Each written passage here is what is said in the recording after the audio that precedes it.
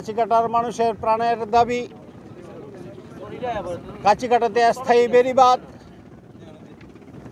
যেটা আমি আরও ৫-৭ বছর পূর্বে শুনেছিলাম। বিগত সরকারের সময় এখানে একটি বরাদ্দ হয়েছিল স্থায়ী বেড়িবাঁধের জন্য, কিন্তু গত ২ বছর পূর্বে আবার শুনতে পাই এখানে যে বরাদ্দ হয়েছিল সে বরাদ্দ এখান থেকে বাতিল করে জাজিরার ওদিকে নিয়ে যাওয়া হয়েছে। কাছিকাটার মানুষ, আপনারা যারা পূর্বে সাংবাদিকতা করেছেন তারা দেখেছেন আমার সামনে যে নদীটা আছে সেটা ১ বছর পূর্বে একটি চর ছিল, সেখানে শত শত বাড়িঘর ছিল। যারা ফকির হয়ে গিয়েছে, যারা অসহায় হয়ে গিয়েছে, যারা ভূমিহীন হয়ে গিয়েছে, আজকে ঠিক তেমনি এক অবস্থায় আজকে আমরা দেখতে পাই আমাদের এই কাছিকাটাতে আবার নদী ভাঙ্গন শুরু হয়েছে। আমরা বারবার যে দাবি করে আসছি, কাছিকাটার মানুষ, খেটে খাওয়া মানুষ, জেলেরা, প্রত্যেকের দাবি আজকে যে মানববন্ধন করেছে তাদের দাবি একটাই, কাছিকাটাতে স্থায়ী বেড়িবাঁধ নির্মাণ, পাশাপাশি অবৈধ যে বালুমহল, আমরা পরস্পর শুনতে পাই যে একটি বালুমহল ঘোষণা করার সম্ভাবনা রয়েছে। তাই কাছিকাটার মানুষ জেগে উঠেছে, জেগে উঠে আজকে মানববন্ধন করেছে যাতে কাছিকাটাকে কোনো বালুমহল ঘোষণা করা না হয়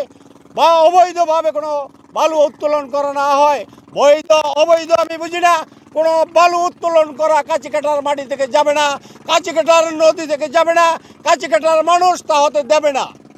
প্রিয় বন্ধুরা আমার, আজকে আপনারা অবশ্যই দেখেছেন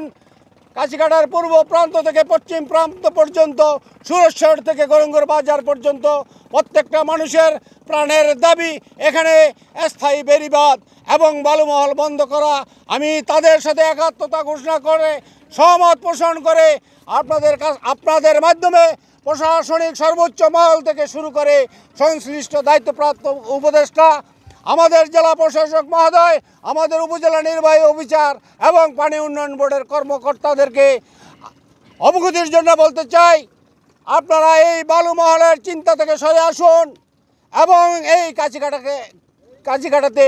একটি স্থায়ী বেড়িবাঁধ নির্মাণের জন্য প্রয়োজনীয় ব্যবস্থা গ্রহণ করুন। আজকে যে ভদ্রভাবে আপনারা মানববন্ধন দেখেছেন, হয়তো যদি এর কোনো পদক্ষেপ আমরা দেখতে না পাই, কাছিকাটার মানুষ আরও কঠোর কর্মসূচি দিতে বাধ্য হবে। এমনও হতে পারে যে এই কাছিকাটার নদী আমরা যতক্ষণ পর্যন্ত স্থায়ী বেড়িবাঁধ এবং অবৈধ বালুমহল উত্তোলন বন্ধের ঘোষণা না আসবে, আমরা সমস্ত নদী বন্ধ করে দিতে পারি। প্রিয় বন্ধুরা আমার, আপনাদের মাধ্যমে আমি সমস্ত কাছিকাটার মানুষকে, খেটে খাওয়া মানুষকে, যারা মাছ ধরে খায়, যারা দিন খেটে খায়, দিন রুজি করে টাকা নিয়ে বাড়িতে গিয়ে যায়, তারা আজকে সমস্ত কাজ কর্ম বন্ধ করে, দোকানদার দোকান বন্ধ করে, কৃষক তার কৃষিকাজ বন্ধ করে, জেলে তার মাছ ধরা বন্ধ করে আজকে যে মানববন্ধন করেছে, আপনাদের মাধ্যমে তাদেরকেও আমি অভিনন্দন জানাতে চাই এবং আগামী দিনের জন্য সবাইকে প্রস্তুত থাকার আহ্বান